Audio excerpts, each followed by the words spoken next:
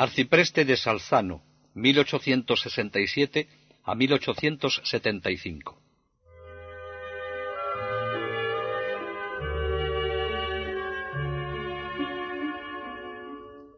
Llegó el momento de despedir a sus queridos tombolanos.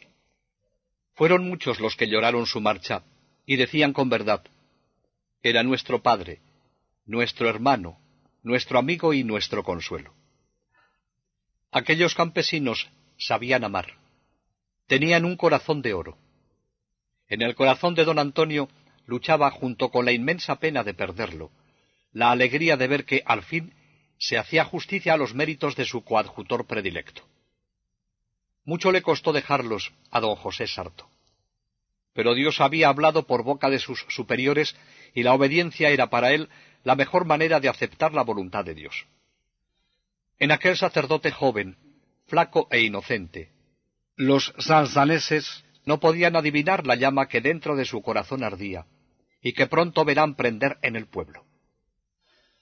A primeros de julio mandó por delante a sus 3 hermanas, Rosa, Lucía y Antonia, con el fin de disponer la casa parroquial. Llegó a Salzano en la tarde de un sábado. Al día siguiente, 14 de julio, con un calor sofocante, todos acudieron a la solemne ceremonia, y no sólo los de Salzano, sino también los vecinos de las aldeas próximas acudieron en masa a la misa del nuevo párroco. La misa y la palabra. La iglesia estaba llena hasta rebosar. Había mucha expectación. Con la sencillez y profundidad que le caracterizaba, este sencillo sacerdote pedía ayuda a Dios por la responsabilidad de tener que dar cuenta de tantas almas, y confiaba en la cooperación de los salzaneses. Explicó el Evangelio del día de tal forma que la iglesia, llena de fieles, estaba penetrada de un gran recogimiento, que se rompió con un murmullo de aprobación cuando terminó. Al concluir la misa, la gente se preguntaba cómo un hombre como éste había permanecido tantos años en un rincón como Tómbolo. Cuando llegó a Salzano, la parroquia contaba con 3 sacerdotes, pero él mismo, como párroco, expuso que bastaba con los 2 coadjutores y con el tiempo tuvieron en cuenta su petición. El nuevo párroco era ajeno a todo comentario. En Salzano fue lo mismo que había sido en Tómbolo, un trabajador incansable en la viña del Señor.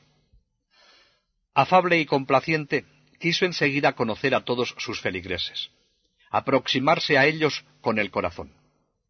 Iba donde le llamaban, y con sagacidad y prudencia se presentó también donde no le llamaban, para decir a los pobres y a los ricos, a dichosos y atribulados, palabras de esperanza, de aliento y de bondad. Después empezó a predicar la fe, entendida en toda su sublimidad y en toda su fuerza.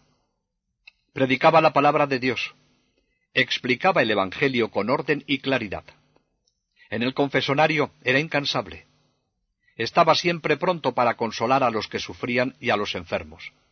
Asistía a los moribundos a cualquier hora del día y de la noche. Pero donde puso verdadero empeño, y lo que fue su centro de atención, era la enseñanza del catecismo a los niños y a los adultos. Les decía con pleno convencimiento que un pueblo sin el conocimiento del catecismo muere, como muere en los campos la semilla sin agua. Esta era su continua preocupación, porque sabía que su pueblo, con el conocimiento del catecismo, no perdería nunca aquella brújula divina de la fe y de la moral cristiana. Por eso acostumbraba a repetir que la mayor parte del mal proviene de la falta de conocimiento de Dios y de sus verdades, y no dejaba un momento de invitar con cálidas recomendaciones a sus feligreses a la frecuencia del catecismo, que él explicaba con mucha vitalidad y con gran pasión. Para que las verdades de la fe se grabaran con más facilidad en las mentes, tuvo la luminosa idea de adoptar el sistema del catecismo dialogado, que desarrollaba con extraordinaria agilidad con un joven sacerdote de una aldea vecina.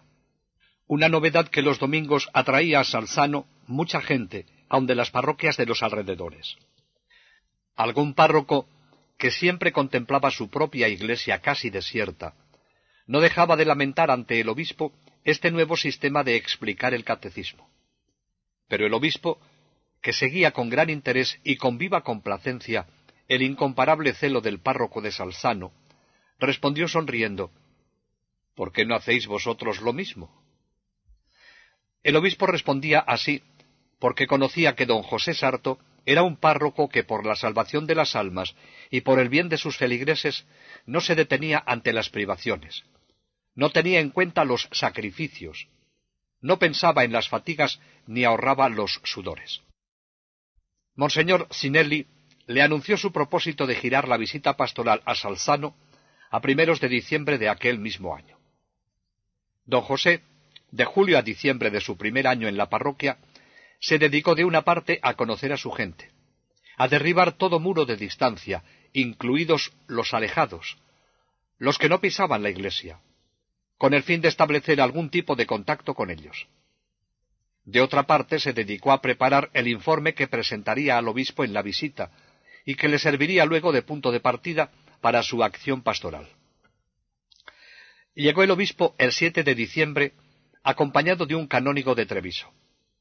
El párroco había movilizado al pueblo. Monseñor Sinelli encontró en orden el archivo.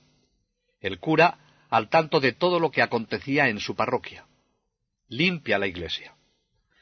En la declaración redactada por el obispo Monseñor Sinelli, al terminar su visita pastoral, dice: óptimo el espíritu religioso de la parroquia, la población unida y concorde alrededor de su párroco, consoladora la frecuencia a los sacramentos, un gran número de comuniones y muy bien instruidos en la doctrina cristiana los niños, en regla cuanto se refiere al culto divino.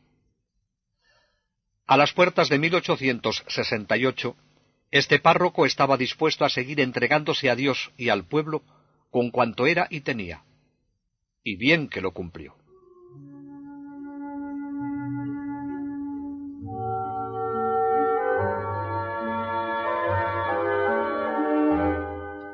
Su entrega fue radical al servicio de Dios y de los que Él le había encomendado.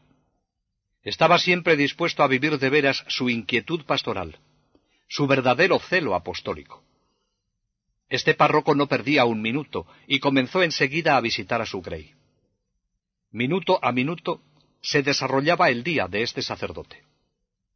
Cada dolor, cada alegría, cualquier temor y todas las esperanzas de cada uno de sus feligreses tenían su lugar en el corazón de don José. Sabe reír y llorar, rezar y predicar. Los feligreses se sienten contentos de su cura.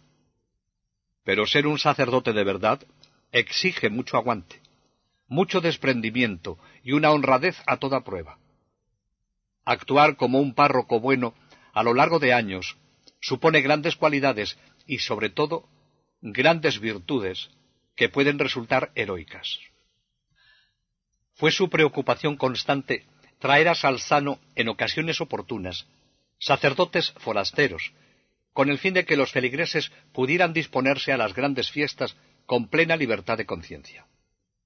A lo largo de la Cuaresma era casi permanente la presencia del padre predicador, que luego se ponía en el confesonario. Pronto, el pueblo de Salzano pudo contemplar cosas que antes no había visto nunca. Más hermosa y decorosa la iglesia. Más majestuoso y devoto el rito de las funciones sacras. Una escuela de canto sacro bien organizada. Promovió por todos los medios la vida cristiana y la santidad de las costumbres, con la consideración debida a la enseñanza religiosa en las escuelas municipales.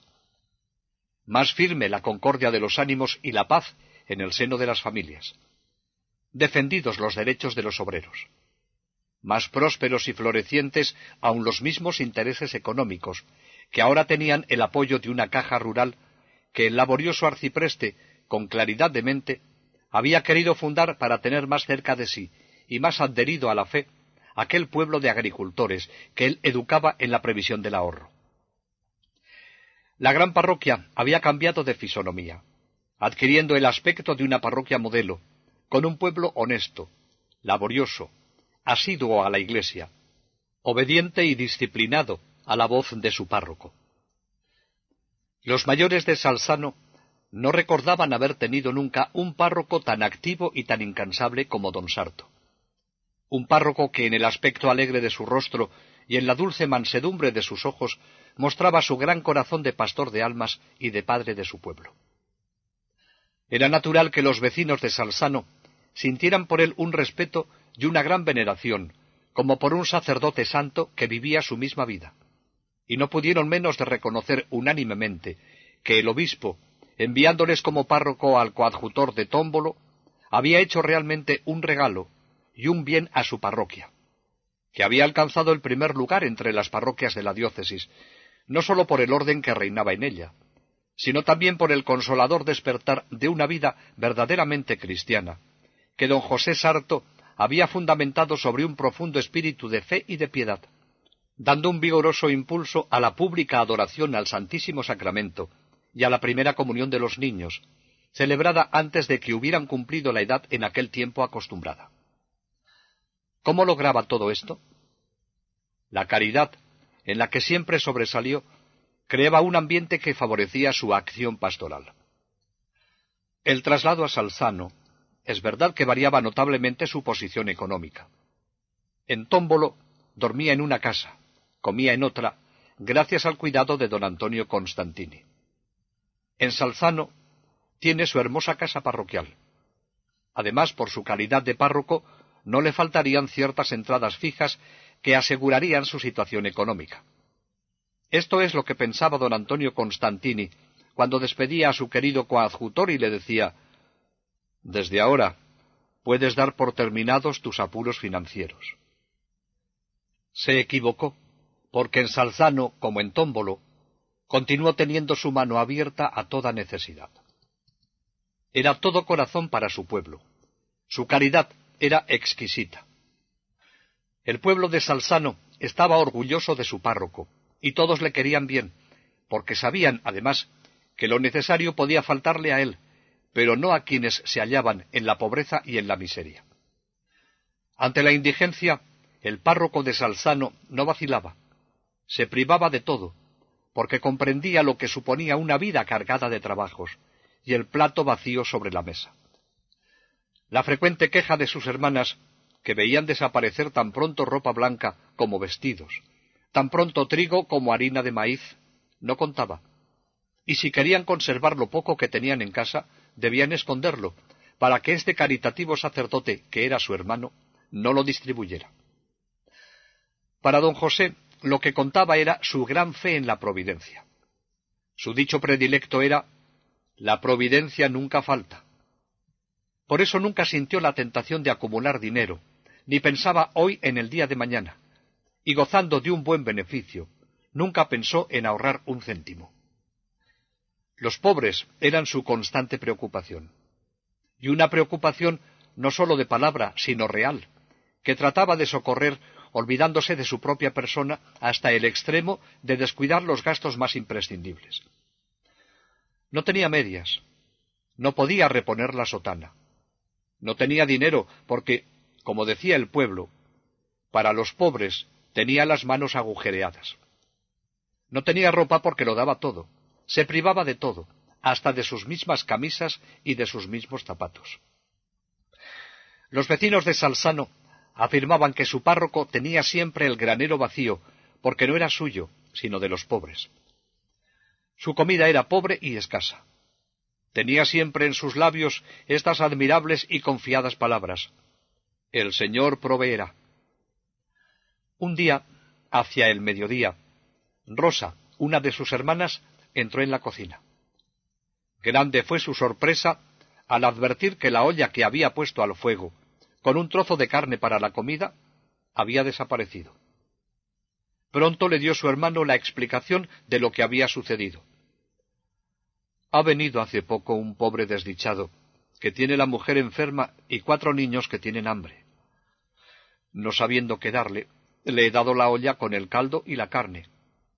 No te inquietes en cuanto a nosotros, el Señor proveerá». «¿Pero qué comeremos ahora?», replicó su hermana. «Polenta y queso», le respondió él, que ordinariamente se contentaba con un huevo o con un simple potaje de alubias. La caridad que se ejercita con el dinero es una de tantas modalidades de practicar la caridad, y con ser muy buena, existe otra limosna más agradable a Dios. Es la limosna del corazón, que consiste en la bondad con que acogemos al necesitado. La delicadeza con que dejamos que de nuestra mano se deslice en la suya la moneda que se convertirá en pan. El entregarnos a nuestros hermanos sin distinción de fortunas ni de posición social. Esta es la limosna del corazón, y esta fue la caridad más cultivada por el párroco de Salzano. Se daba todo a todos, y cada uno creía ser el preferido, el más amado.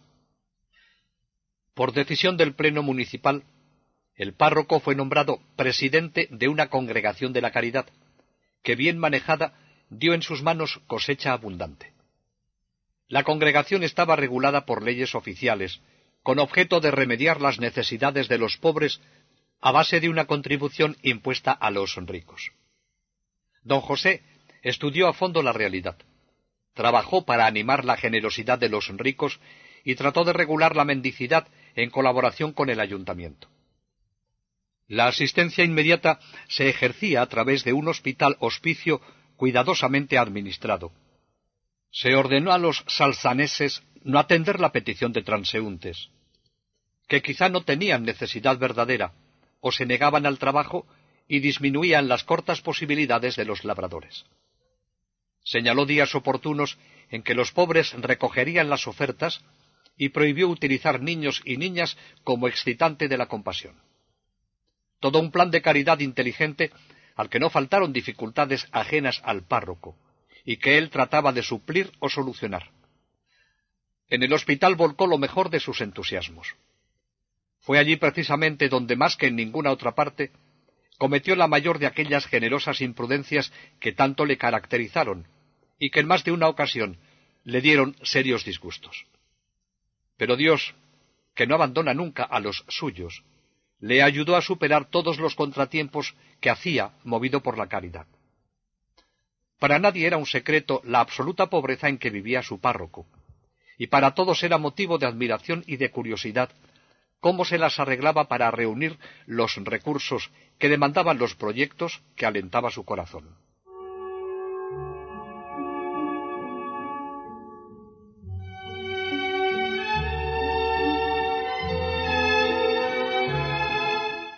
Si hemos visto que el catecismo fue un objetivo principal en su acción pastoral, con el mismo interés preparaba las homilías dominicales.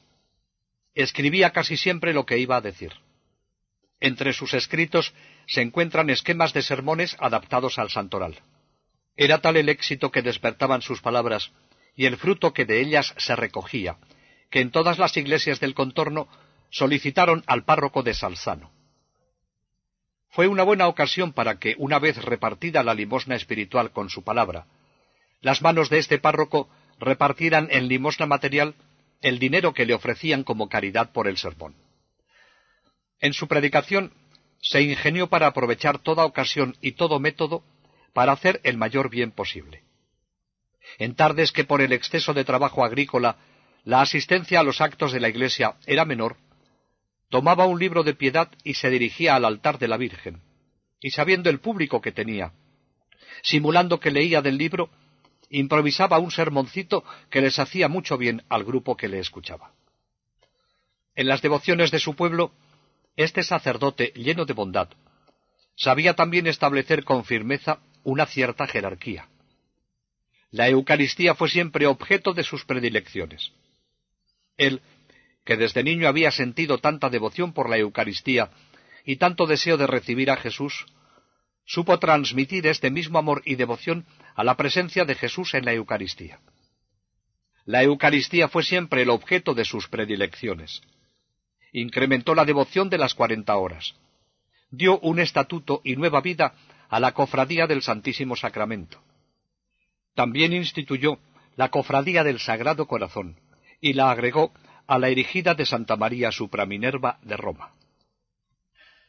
No se practicaba en Salzano el mes de mayo.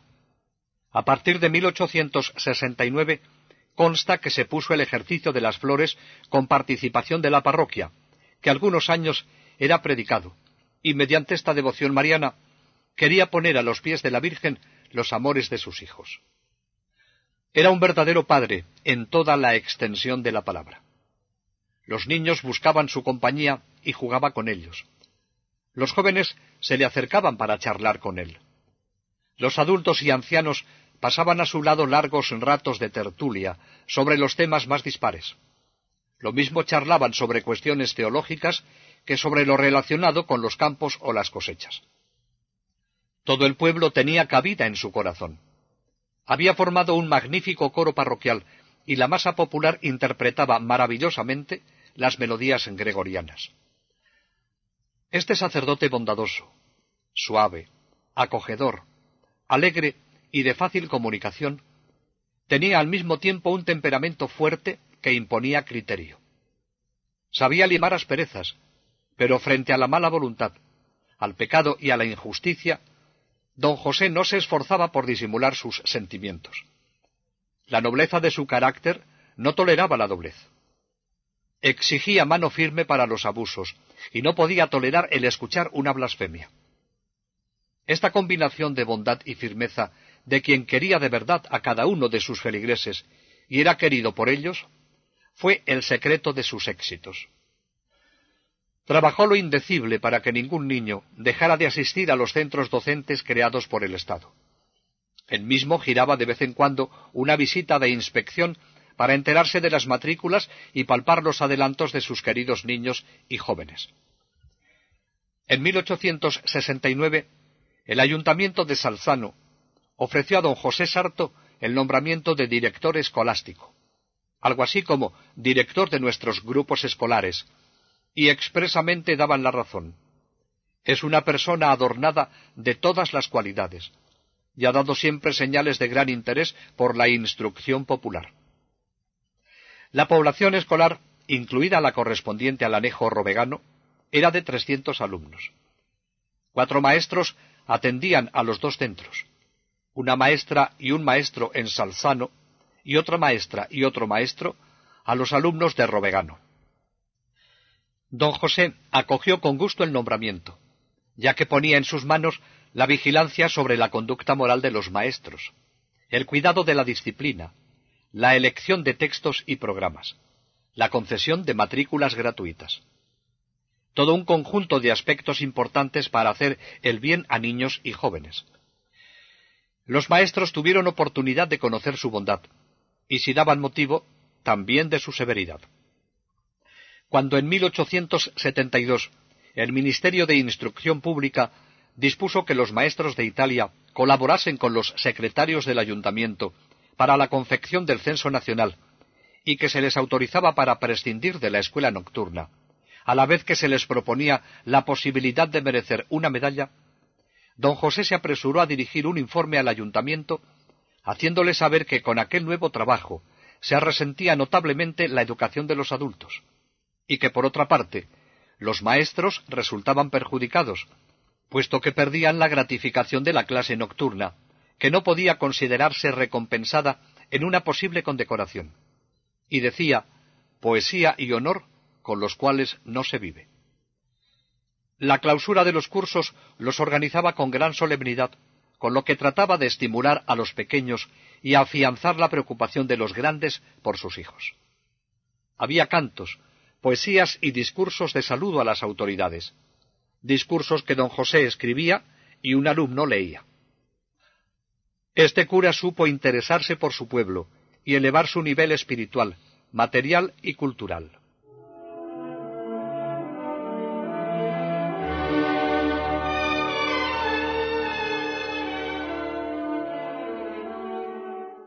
El año 1873 fue un año terrible, en el que el pueblo se vio azotado por la terrible epidemia del cólera. En esta época se demostró el culmen de la caridad y del heroísmo de este santo sacerdote. Para don José Sarto fue aquel un período de inenarrables sacrificios y de inimaginables fatigas. La peste se agudizaba y sembraba lutos y dolores en los hogares. El párroco, dispuesto a dar la vida por sus feligreses, no vaciló y, desafiando la muerte, se acercó al campo de la desolación y del dolor. ¿Había que confesar a algún apestado?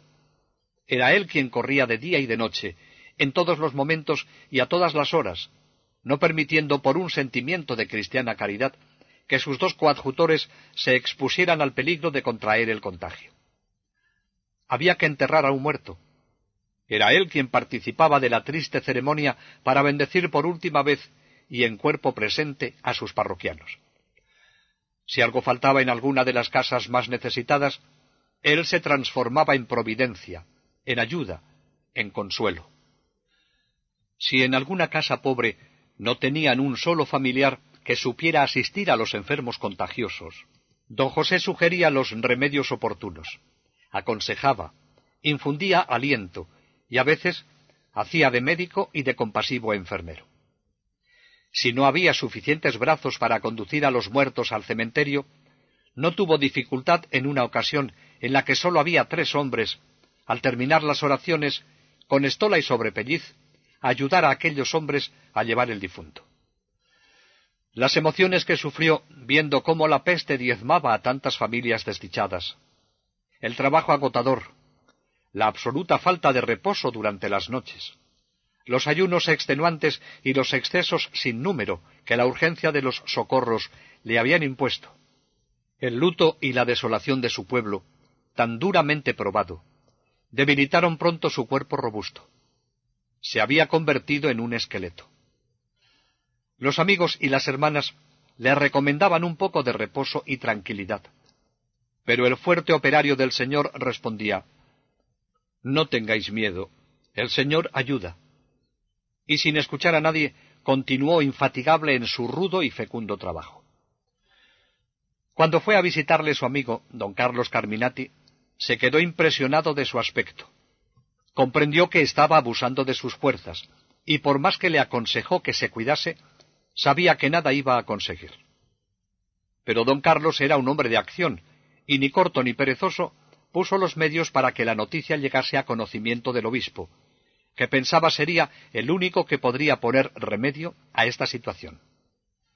De este modo, conoció el obispo con precisión la magnífica tarea de su arcipreste de Salzano, y los extremos a que un espíritu ardiente le empujaba. Pensó cómo poner remedio a esta situación, y escribió al párroco de Salzano, pidiéndole que cuidara un poco más de su salud. Pero esto era algo que don José desconocía, y como no sabía por dónde comenzar, siguió entregándose con cuerpo y alma a su rebaño, y dejó al Señor que cuidara de su persona. Y vaya si cuidó. Gracias a su privilegiada constitución, fue poco a poco recuperando las gastadas energías, y los temores de sus amigos fallaron, afortunadamente.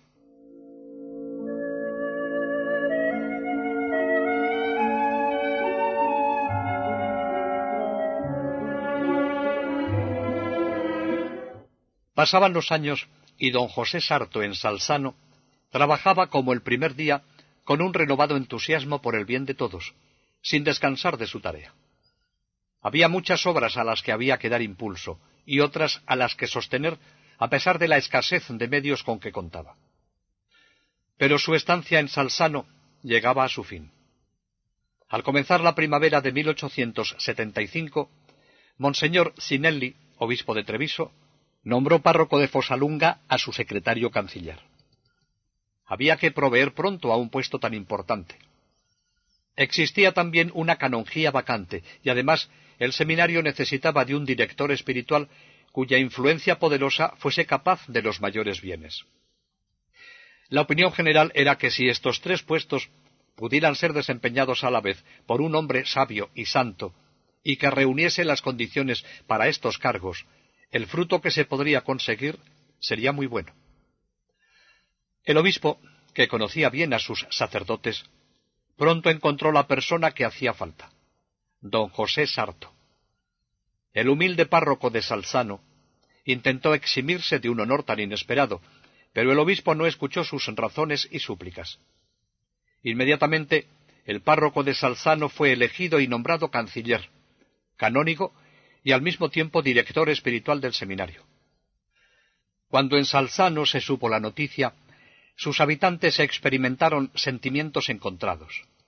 Por una parte, dolor por la marcha de un párroco a quien querían de verdad, y que tanto bien les había hecho.